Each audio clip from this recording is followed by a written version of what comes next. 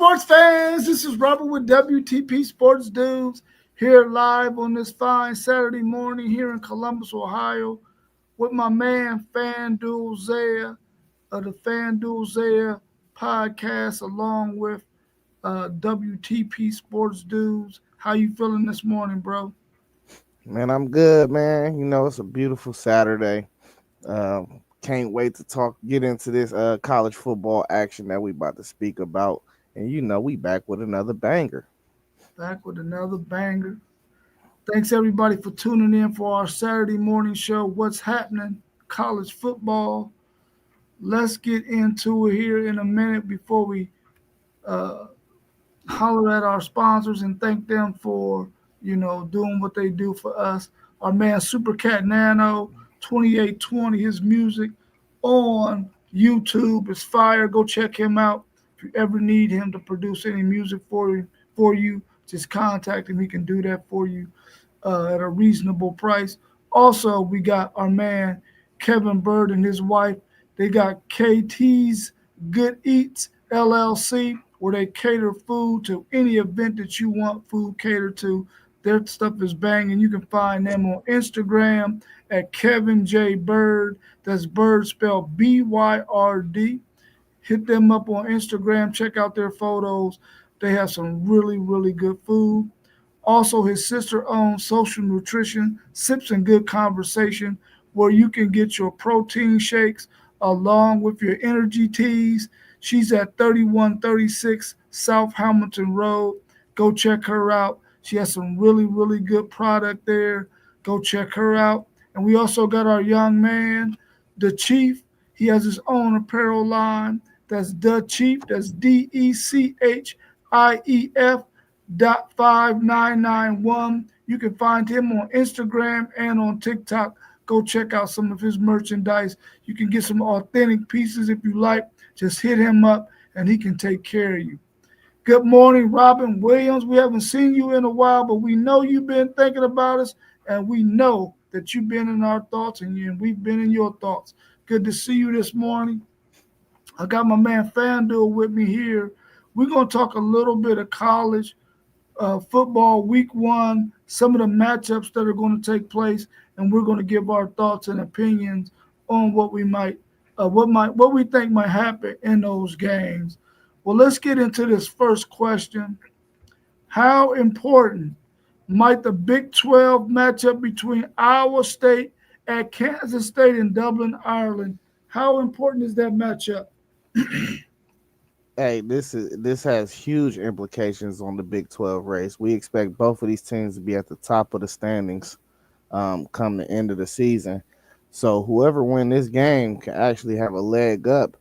Um, Kansas State, I've looked at their schedule. They don't really have a super tough schedule. So um, I feel like if they get past Iowa State, they play most of their key games at home. Even though this is a neutral site, they bring in TCU later in the year. I think TCU will be solid. They do play Baylor on the road, but they also welcome in Texas Tech. But outside of that, I think their schedule is real manageable. They got Colorado to finish off the end of the season. Um, but as I said, these two teams are expected to finish at the top of the Big 12 standings. So Iowa State, Arizona State, BYU, Kansas State is the four teams, and possibly Baylor is the 4 or 5 teams that I expect to really be at the top of the standings at the end of the year in the Big 12. So we're going to see, man. Iowa State lost them 2 receivers. They both went in the second round in the draft, so they're going to have to find new targets out there for Rocco. But Kansas State, they didn't return a lot. So we're gonna see how this game play out. But it definitely has huge implications. And to have to play this game in week one in Dublin it's gonna be a banger. It's gonna be a banger. Yeah, I agree with you. This game is going to have huge implications on the Big 12. These are two of the better coached teams, I believe, in the Big 12. They both have returning quarterbacks who have played a lot of football. So we're going to get a really good matchup. I'm anxious to see if they're going to have first game mistakes, or are they going to be solid? I think the team that is the most solid in this game, offensively and defensively, who makes the least amount of mistakes, will probably win this game. I agree with you. Iowa State lost both of those receivers. Hopefully, they can get somebody to step up and help out Rocco in this game. But Avery Bradley for Kansas State and his legs might be the difference in this game for Kansas State. I'm thinking that the winner of this game will put themselves in a really good position to be up in the top 4 of the Big 12 going into the end of the season. Hopefully, whoever wins this game can run the rest of the slate in the Big 12 and possibly be there to meet somebody like a Utah, BYU, a team like that. So it definitely has huge implications right out the gate in Dublin, Ireland, on the 23rd of August. Yeah, I'm really looking forward to seeing this Kansas State offense this year as well. Uh, Dylan Edwards, we remember him from Colorado, super fast kid. Look look like he can be dynamic. His role is gonna uptick this year, so we're gonna see about that. But Kansas State, they lost 2 of their top 3 receivers as well. Now they got a couple guys that they're excited about from the portal. We're gonna see how that work out. They got Bradley. They got him off of Boston College, big target, 6'5", but like you mentioned, Avery Bradley's his Avery Johnson's legs can definitely be a key in this game. But I think pairing that with Dylan Edwards and the speed that you're gonna see from that backfield, man, they could definitely open it up. But it's definitely gonna be a good one. Yeah, I called him Avery Bradley, didn't I? Avery Nah, I don't think you did. I think I just was twisting his name in my head. Oh, okay. Let me ask you this. If you were a wide receiver in the portal and you had to choose between Iowa State and Kansas State, which destination would you choose? I probably would say Iowa State just because I know they're more pass centric than Iowa State is. If I'm a receiver, I want that ball in the air as much as possible. Yeah, facts. Let's look at this next question. Is the Syracuse and Tennessee game a game you will be looking to see the score from time to time?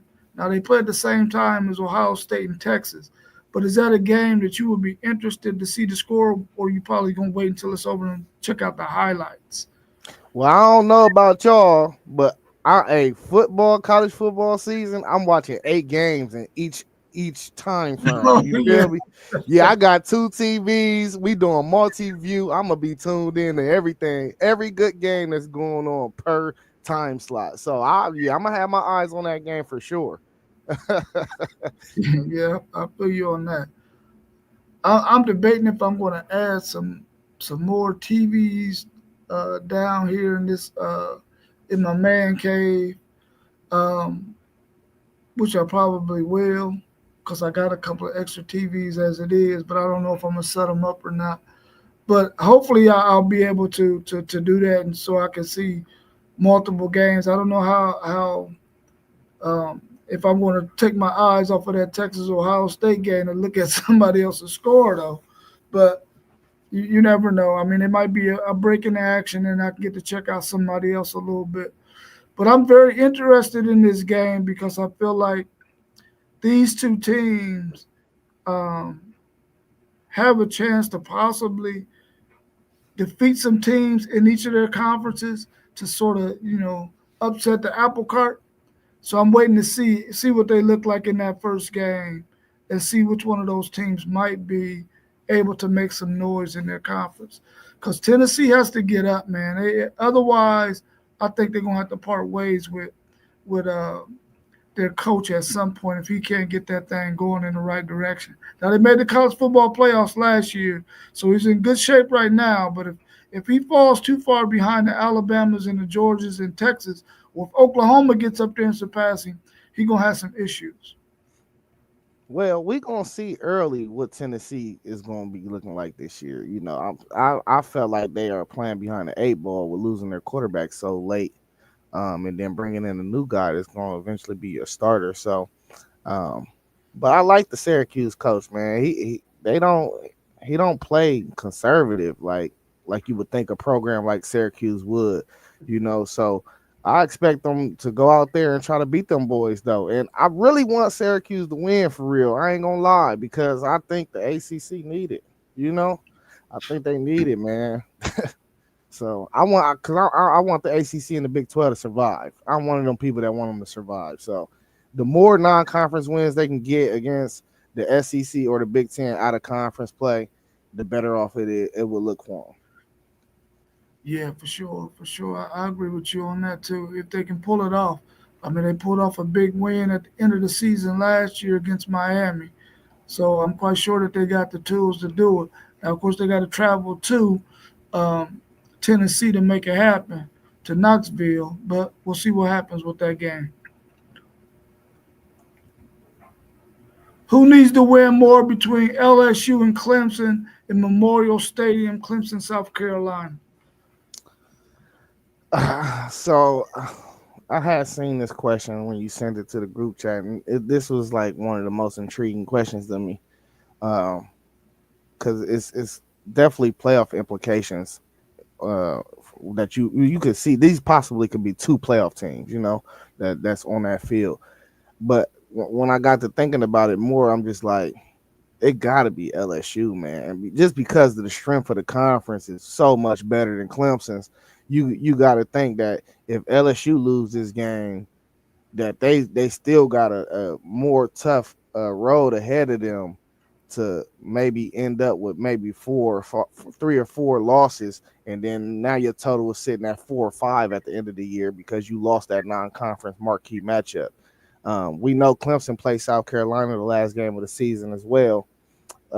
So they do got two big marquee games in conference. But I think if they go 1-1, they can survive that more than if LSU came into this game and lost.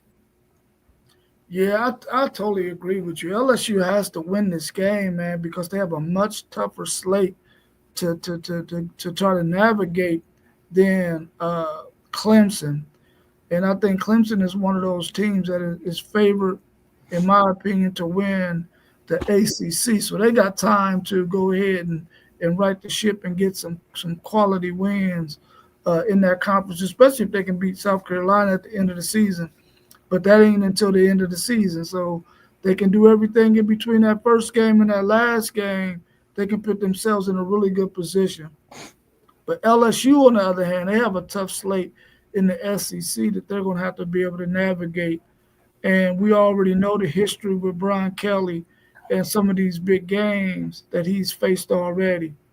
And we talked a little bit about the SEC and some good quality wins. When was the last one they had? And all we really could come up with was Texas win over Michigan last year, a down Michigan team at that.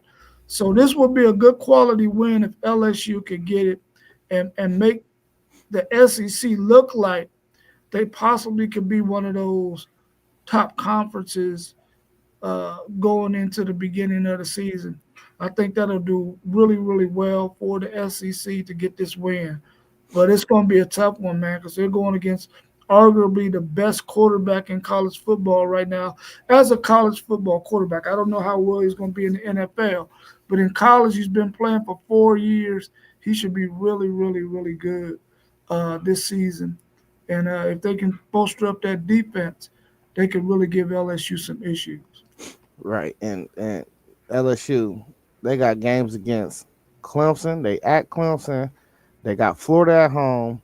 They're at Ole Miss. They got South Carolina at home. We'll see what Vandy is. I'm gonna think that they're going to be a win, another win this year. I think last year was whatever it was, but they still got Diego Pavia.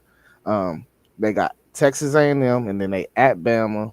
They got Arkansas, and they finish off the season at OU. That is a tough schedule. That is a tough schedule. It's a tough schedule for sure. Robin, let us know what was said that you want us to answer, because you asked me, I asked why you say that.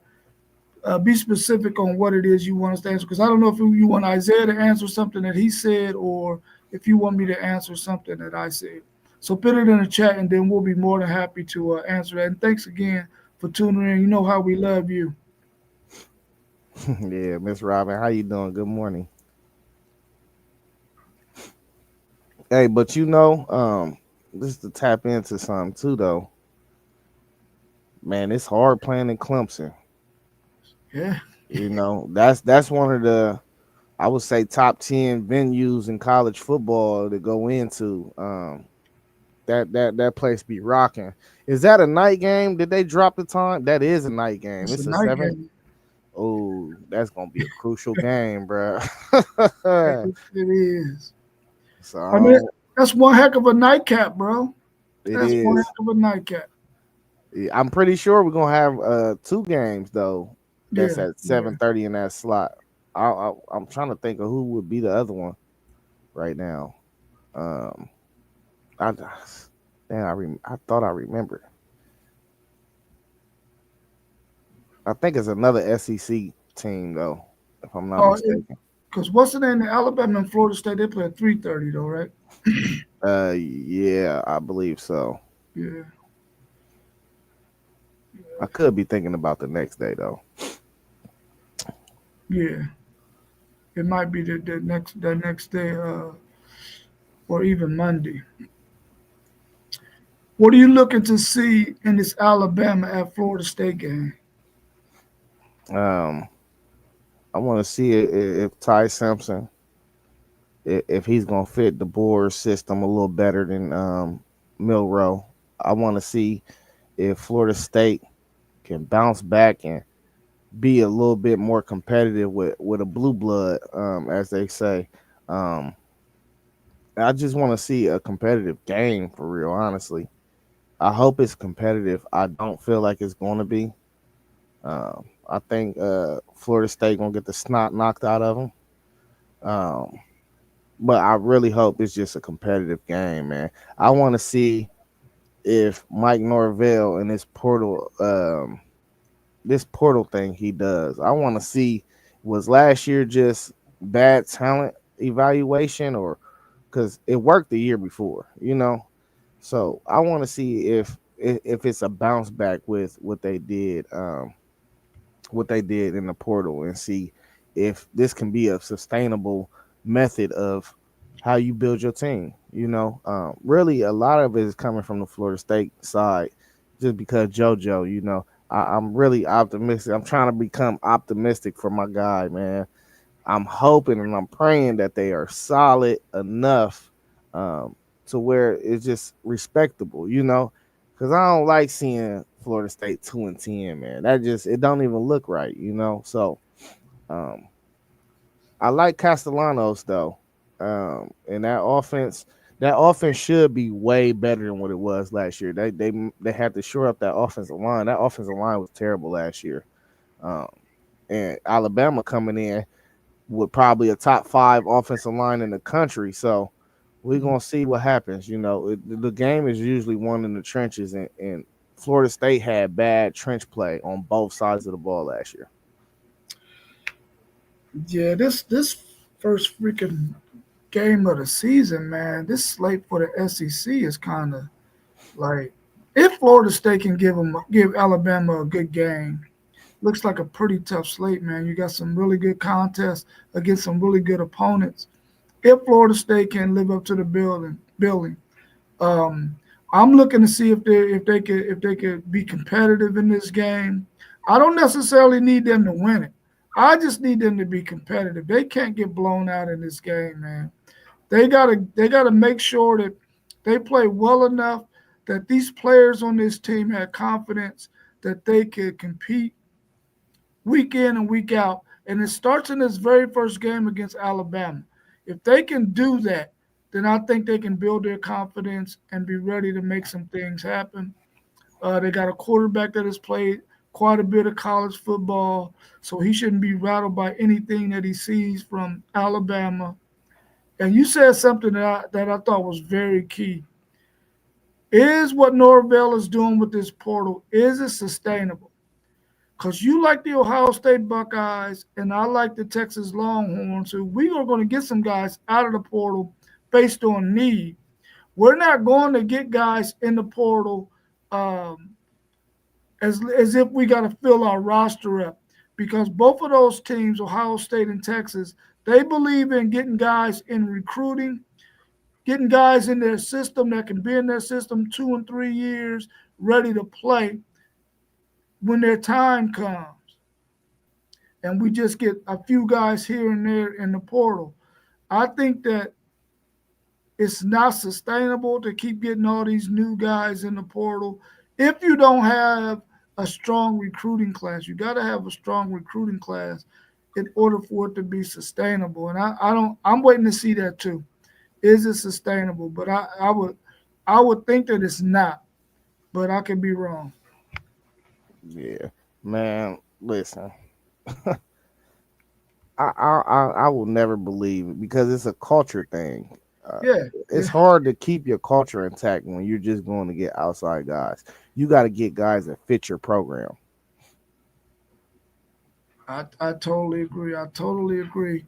And I think that's why we had this conversation about the Ohio State and Texas game. We're going to talk about that here in this next question.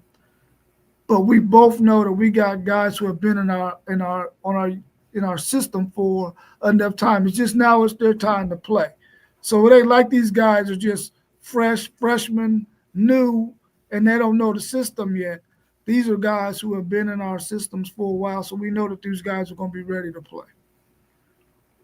Facts. So Texas travels to the shoe to play the defending national champions, the Ohio State Buckeyes. Will this game be decided by whose quarterback plays the best or whose defense answers the call? I'm thinking neither actually. I think actually this game is going to be one of whichever team can run the ball the best. Yeah, Mhm. whoever can run the ball the best will have the upper hand because we can say Arch started 2 games, but he started 2 games last year against Cupcake Central, so he ain't played into and he got a little bit of action in that playoff game, but he hasn't played a full start in the environment that it's going to be at Ohio at the Horseshoe at Ohio Stadium. Um, and Julian Sain as well. Julian Sain ain't had no meaningful reps in the game at all. So whoever can kind of whoever running back room can kind of offensive line can kind of take the pressure off of these guys. I think easily got the upper hand in this game, and it's only just because it's week 1 too though. Both of these guys, I expect them both to be top 10 quarterbacks in college football by the time season ends. Like near the end of the season, I think both of these guys will play themselves as 2 guys that you will look at and be like, he's a top 10 quarterback in college football, and both might get some Heisman buzz throughout the season as well. I believe so. The defenses we know is stars on both sides. You got big names on both sides. I think the defense is going to come to play. But I listen. Week 1 is always the most kinkiest week out of all, especially when you got a marquee game. Usually, you like to line your schedule up with a few filler games, Cupcake Central, just to get your guys' feet and legs under them, and work out some kinks inside your offense or defensive system. But man, listen, when it come to games like this, it ain't really about X's and O's. It's really going to be about who got the will to win because it's going to be mistakes made. You Mhm. better guarantee that nobody's going to be in finishing form. Well, like both of these teams, when you look at them at the end of the year and then you compare them to what we're going to see on August 30th, you're going to be like, it's a night and day difference in these teams. So Mhm. it's going to be about who just won it more honestly, and I think that's always really the trenches. Who wins the trenches? Yeah, I really like your point that you made. Well, you made a couple of really, really good points, really. Um, it probably will come down to who can run the football the best in this game. Um, for sure, I think that that's going to be the difference, probably. Whoever can run the ball the best. And when it comes to this game, man, I think we both really wish that this game was in week 2 and not week 1. Because I know every time that Texas has played week 1, they make a lot of mistakes, man. They make a lot of mistakes. And I think last year Ohio State played Akron, and even though they thumped Akron's skull and Texas thumped who they thumped, you seen it wasn't fresh. But whenever they came to that second game and they played whoever they played, they made those guys look like they weren't even on the field. And I think Texas played really good the year they played Alabama the second game of the season. And last year, Michigan, they played really well. So I wish this game was not the first game. But since both of them are going to be making some mistakes, maybe that might balance it out uh, as far as the mistakes go. But I agree with you. The running game in this one is going to have to be key. The last time they met, Texas could not run the ball very well, and Ohio State ran the ball much better than Texas did, and they were able to pull out that victory. Um, I think that the quarterback position will have some key moments, but I don't think it'll be the deciding factor. Defense, on the other hand, I think they're gonna have to answer some calls here and there in the game, and I think down the stretch, because I believe this game is going to be it should be close. Even though the other day I was talking some trash about Texas being up like 31-17, you know, in my heart I really don't believe that. I just wanted to talk a little bit of trash that day. Uh, but I think both of their defenses are going to be really good, and they're going to be able to do some things and really, really control the game for the most part. It's going to come down to who can run the ball the best down the stretch and possibly punch it in late in the game.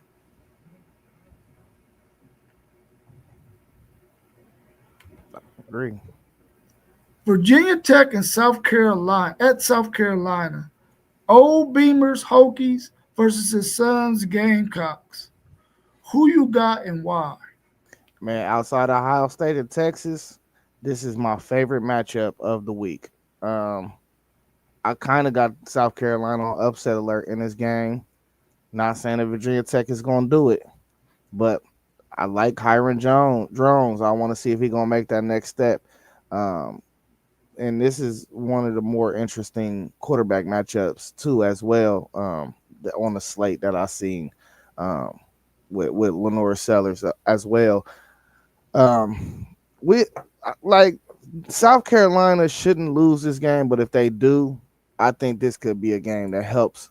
Um, well, not helps, but hurts them in the long run, and maybe they fall out of playoff berth, playoff out of the playoff picture. Just because I know for a fact they're not going unscathed through the SEC, and by the end of the year, you losing to a ACC team, Virginia Tech, that's probably not going to finish in the top three of that conference, but they'll be on the upper echelon, I believe. But I just don't think they'll be in the top three. That could look real crazy to the committee. I think the committee is going to also take into the fact of strength of schedule and who you lose to a little more heavy this year, just because of the reseeding or the regular seeding process that we're going through this year. So, but I do think this is a very interesting game, just to say the least. Yeah, I got to go back to what I said earlier about the SEC on this first week.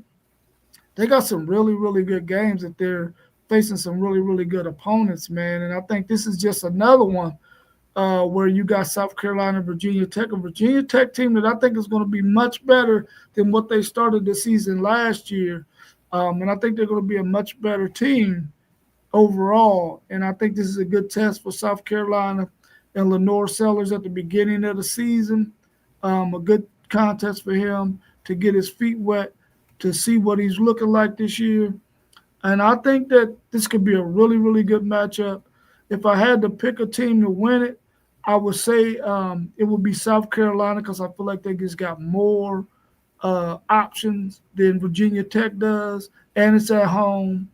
And I think that's Sellers' kid, man. His ability to make plays with his arm and his legs will probably be the difference because we all know that a dual threat quarterback who can really spin it is really hard to beat, man, especially late in games. So I would probably take them and the fact that they got Lenore Sellers, however you say his first name, um, out there. KT is saying Hokies quarterback play. Yeah. If they can get good quarterback play, you know how tough they could be. They're a decently coached team too. Um, and I think even though they lost to Vanderbilt last year early in the season, I don't think they're gonna have the same kind of hiccup this year. Even though they might not lose, might not win this game, I think they're gonna play really well. Yeah, KT. I like Kyron Jones though. Drones. I thought he played decent last year. I just want to see him take the next step. That's all. He can be a little more consistent. So can Sellers. Sellers was if y'all remember earlier in the season, Sellers wasn't really all. Well, I mean, I think he just kind of got comfortable and started playing within himself. But he got to get consistent on throwing that ball. He can throw the ball. It's just inconsistent a little bit right now. Yeah. And that's his next step, man. He get that, man. He might go number one in the draft. You think so? Everybody want a Jaden Daniels. Everybody wants a guy like that, bro. Everybody does, and he's a big kid for real. He like 6'3", 230. Yeah, he's a big boy. He's definitely a big boy.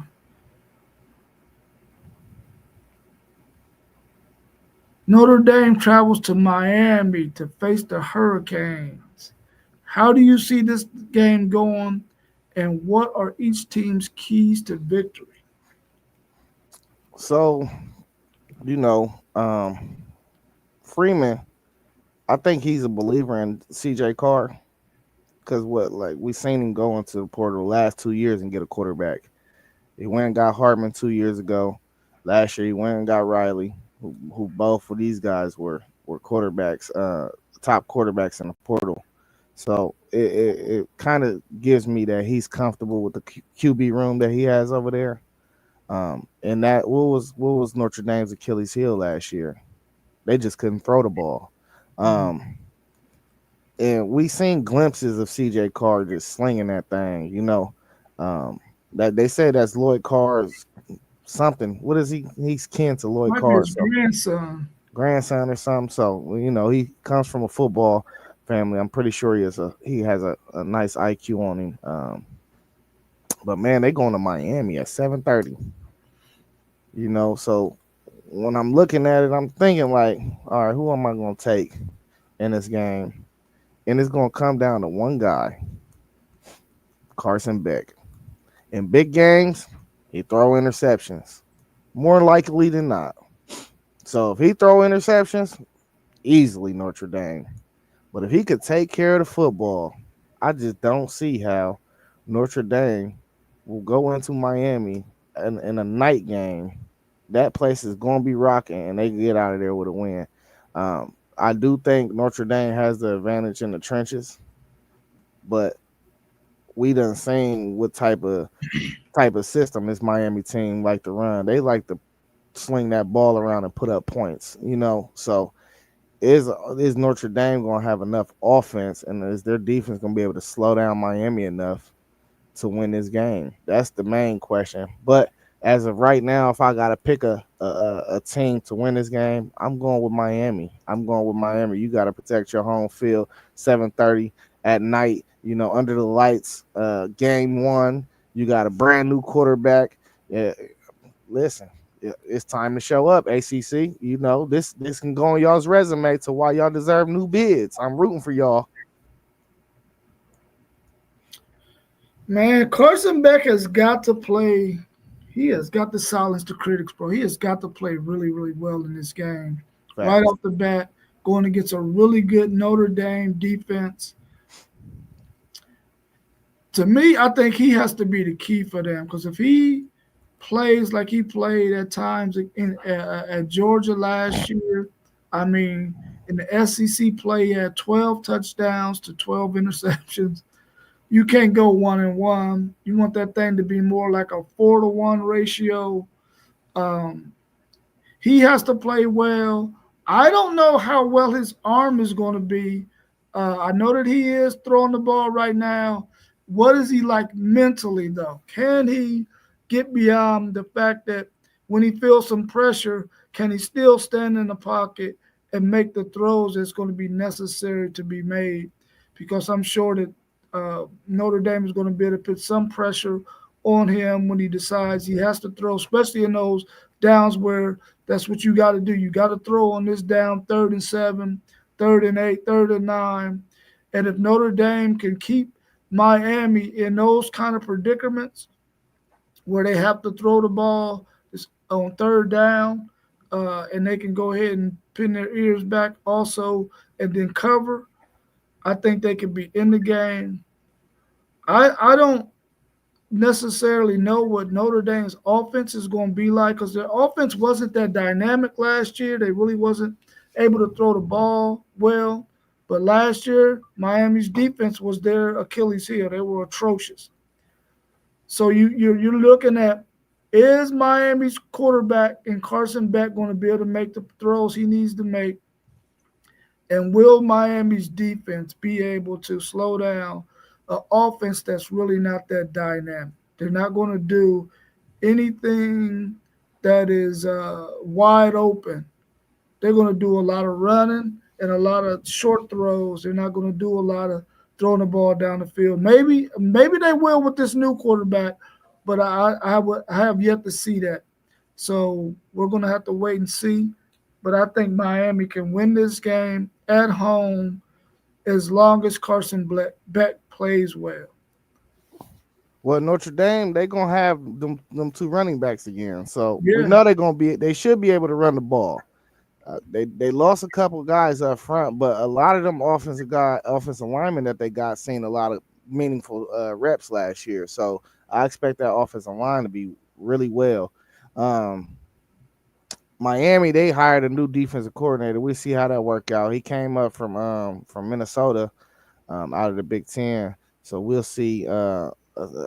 They like him. I mean, I don't know. Minnesota wasn't their defense wasn't super crazy last year, but we'll see how that goes. He is a Big Ten coordinator, I guess, though. So we'll see. Um, but man, that's going to be a very interesting game, bro. It's going to be a very interesting game because if Miami can win that game, now we starting to talk and get into the realm of, and let's say Miami and Clemson both win. We talking about two real meaningful powerhouse wins to start the season for the ACC. Now we got to really go back to the drawing board by the time we get to the end of the season if both of these teams end up with one or two losses. And we got to say, well, they beat these two teams in non-conference play. We might have to let them both in now, you know? So we'll see how this goes, man, because it's going to be a lot of meaningful games in week one. yeah, that's a really good point you just made. KT said it comes down to how our revamped defense plays and how Beck plays, and I think we both agree with you on that.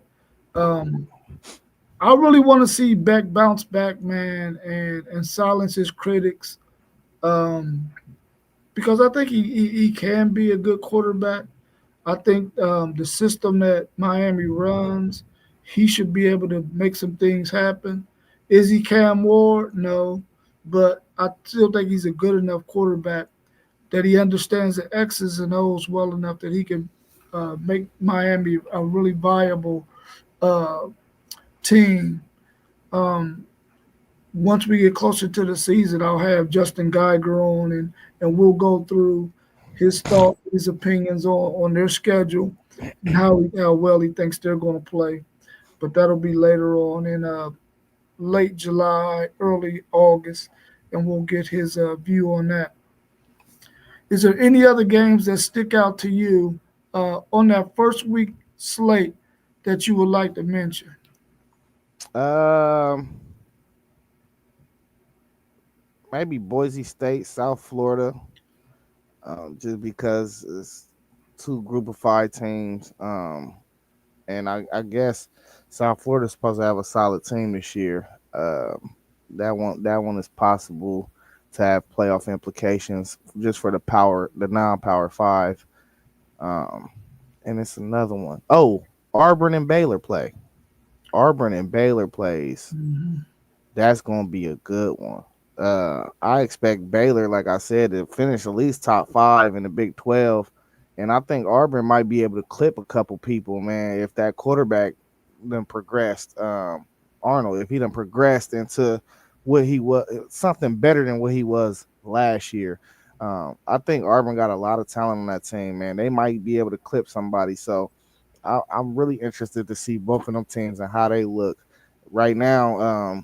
They playing the game in Texas at Baylor.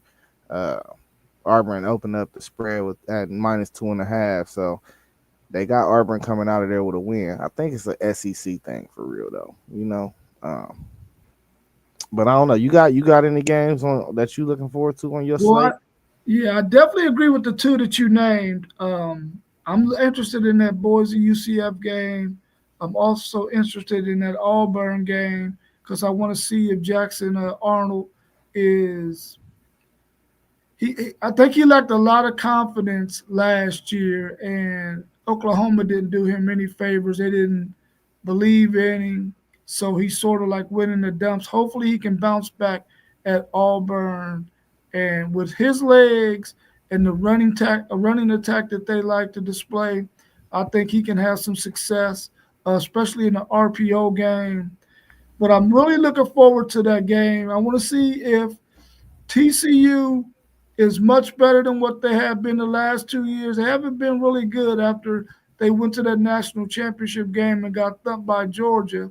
I want to see how well they play against North Carolina to see if Bill Belichick has been able to do some things with that North Carolina roster.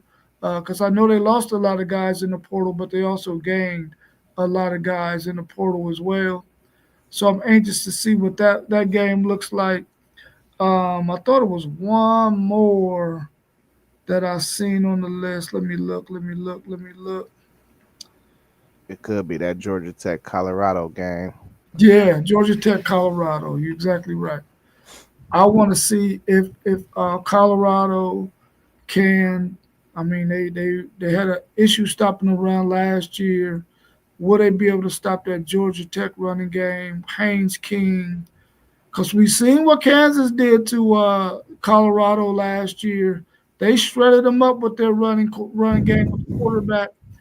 I'm anxious to see what that game looks like in the first week, and then to see what Colorado does the second week if they do get shredded up with the Right. running game. Yeah, Yeah. Did they announce a QB starter yet? Colorado? not that I know of. Not that I know. Yeah, I'm still waiting to see who gonna get that job, man. It's hard to pick if you don't know who's starting. Yeah, yeah. If you don't know Yeah, you who know, they gonna tote out there, I'm right. still anxious to see who Michigan gonna tote out there too. Well, I mean, it don't matter. You don't You think it know, matter?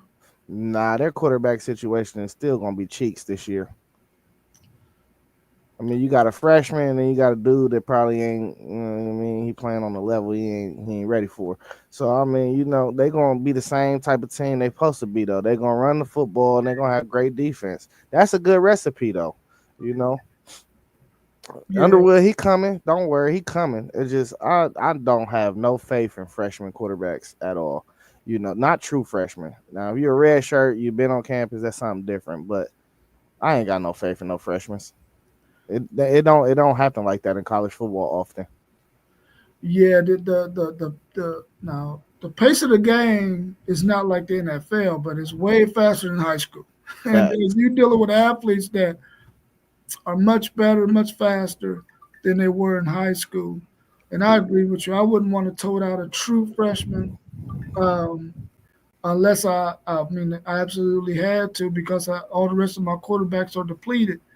But I uh, I really think that they should start the other kid from Fresno State and see what he can do, um, and maybe see what Underwood can do later on in the season. But the very first game of the season is a good game to start a true freshman. But come second week when they play Oklahoma, I don't think that's going to be a good recipe because that defense that Oklahoma's going to tote out there is going to be really, really good. Brent Venables is always going to have a really good defense, man. That's the only thing though. He be having good defense. He cannot Yeah, get offense right. yeah. He's hoping he's going to get it right this year with the guy he brought in. Then they brought in Mateer, who I think Mateer is going to be he has a chance to be in a really good SEC quarterback group. I can definitely see him having a chance to be in the top 3 or 4, maybe 5.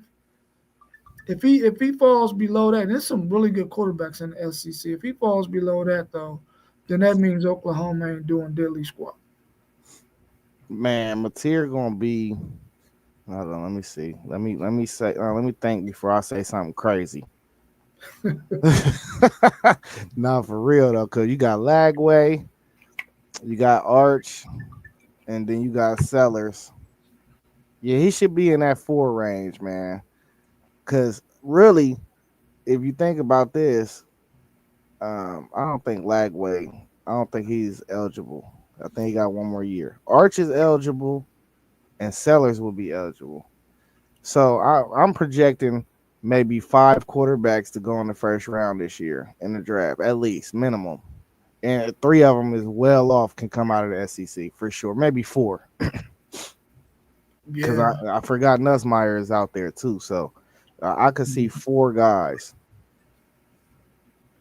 Mateer has a really really tough schedule ahead of him though. So if he can play well and have Oklahoma in every one of those games, because their defense is going to be good.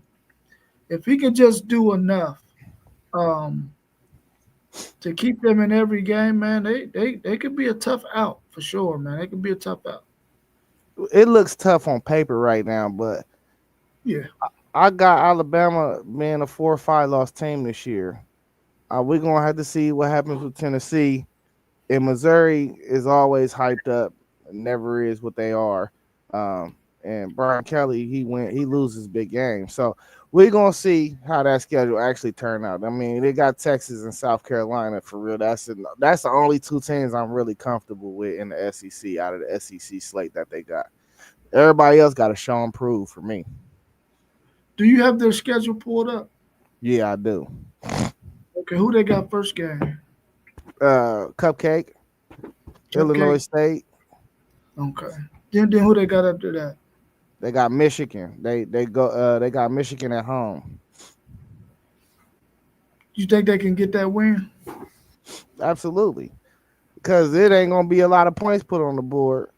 And really you might only if you could score 2 touchdowns, you could probably come out with a win with that. Yeah, yeah, I can see that for sure. Who they got third game? Temple. Okay, that's another win. They could be 3-0 at that point. Who they got after that? They got Auburn at the crib. They got Auburn at home. That's going to be a really good contest before they meet us. So I think they got us the fifth game, I believe. Yeah, they do. Then they got Kent State. But that Auburn game, so that's what I'm saying. That's why week 1 matters to me. Because you're gonna get to see these teams and actually reassess what you think of these teams before what you were saying in the preseason, which we're doing right now, you know. Mhm. Um, if like it all depends on Jackson Arnold. Because like you said, he looked like a battered dog out there last year. He didn't have no confidence. So Yeah. if he come out though playing up to his recruiting rating and he balling like that, Auburn can be scary this year. But it depends on that guy. Yeah, I totally agree with you, man. I wish him the best, man. I hope he plays well. Um,